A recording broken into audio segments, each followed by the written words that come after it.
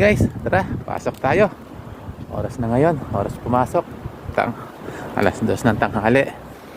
So yun, lakas ng hangin. Lakas pa rin ng hangin, saka malamig. Sobra.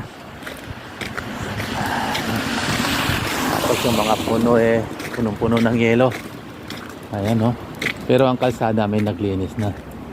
Kaso yung hangin sobrang lakas, saka yung yelo gawa nung, kaya yung mga puno nagkabali-bali, sobrang bigat.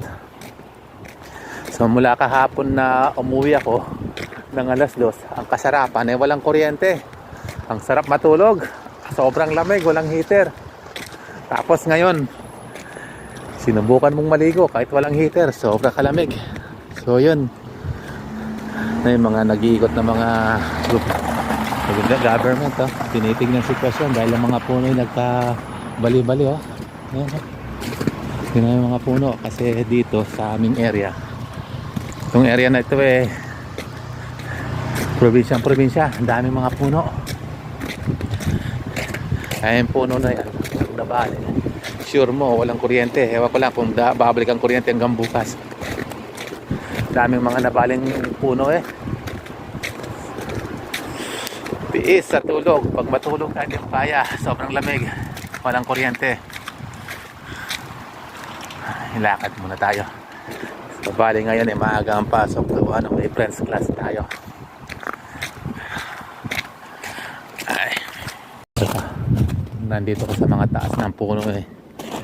Ilalim ng puno na yan, delikado, baka biglang mabali.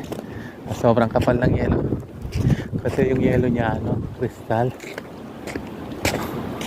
kaya mabigat, may halong tubig. Kaganda ng panahon kahapon wala nang yelo, tapos ngayon bigla naman ganyang kataas. Bigla mo naman as in yelo pa, di na tumigil. Ayan, ito na ako dadaan dito para shortcut ako. Dito na ako naman. Tara. Sarap maglakad sa yelo, no? Hanggang trabaho na ito, lakad na ito, walang bus. Pati ang mga bus ngayon hindi dumating. Pero grabe kalamig, yung lamig ng yun. Makakarating din ako sa paroroonan. Ay, konting tiis lang. At least may dumaan na dito. May mga bakas pa. Kaya ito na lang susundang ko ang bakas. Kasi hindi ka sure sa ilalim tubig. Makabigla kang mapalahaw. Matigas ang yelo. Hindi to parang bulak.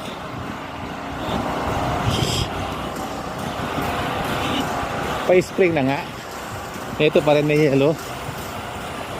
Ay, dito maganda din mga tao dito, may mga generator sila. Wala rin palang kuryente sa area na ito. Maanda rin mga generator nila.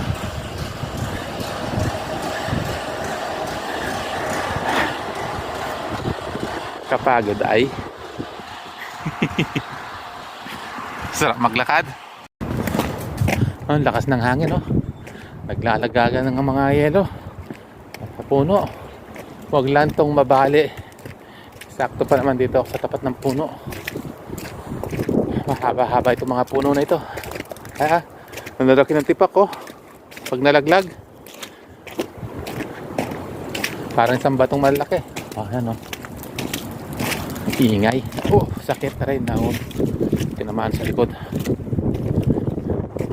So yun guys, dito talaga dito. Pagka ang snow may kasamang ulan, ayan, sakit. Ayan, dami. Buhog. Talagang delikado sa tabi ng puno. Biglang mabali. Pero tiis-tiis lang. Makakarating din ako sa aking trabaho. Konti lang ito, makakaraon na 2 kilometro na siguro layo nito sa trabaho ko. Kasi dahil remote area dito, madalang lang talaga ang bus. Depende kung may dadaan pa. Kahit may schedule sila, minsan hindi dumarating dahil sa sitwasyon sa kalsada. Sige guys, lakad lang muna. Mamaya, update ko kayo hanggang saan na ako. Siya po, may naglilinis na dito sa kalsada. Ayan.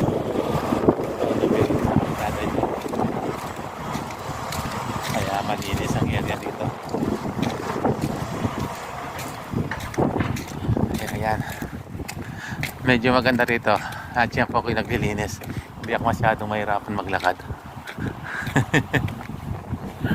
So guys, kasarap dito sa may yelo, no? Ito dito. Sinisintay ko muna sa dumaan. Patahanin ko muna siya.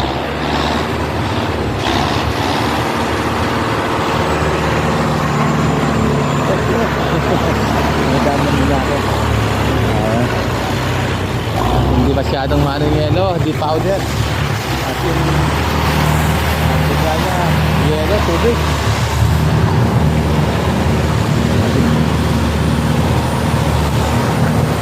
Sumusunod sa akin. Mauna na ako. Lakad pa. Konti na lang. Nahati ko na rin. Malapit na ako sa trabaho. 1 kilometro na lang. Nahati na. Pero tuloy pa rin ang snow. Grabe. Kaya malakas eh. Taas. 17 cm daw ngayon eh. So ibig sabihin ng kamamaya pa ito. Enjoy lang. Enjoy mo lang. Kahit gaano kalamig. Tiis. No choice eh. Kaysa naman hindi ka pumasok. Ang daming mga bill. Iba dito eh. Pag hindi ka nagtrabaho, wala kang pambayad sa mga bill. Pero at least save ng konti kasi wala mga pinabayar mga insurance. Nagre-rent lang naman. So yun guys, update na lang ulit. Konti na lang, 1 kilometro na lang, nandun ako sa trabaho ko. So yun, stress naman eh, hindi naman masyadong malamig. Gawa nung naligo ako ng kaginaw na tubig eh, walang heater. So kaya dito sa labas parang pantay na lang doon sa tubig na bumuho sa katawan ko. Sobrang kalamig yun. So yun, parang pare pala yun. Okay, sige. Mamaya na lang ulit. Guys, narating din. Dito na sa trabaho. Mahirap maglakad eh. Napagod kapoy man eh. So yun na talaga. Tsaga makakarating din sabi nga. So yan bali 2:30 na. Umalis ako sa bahay ng 1:45. Ngayon 2:30. So, sige guys, bye-bye. Ingat. Ano naman to, trabaho na naman, umpisa na naman hanggang madaling araw na ito. Bye.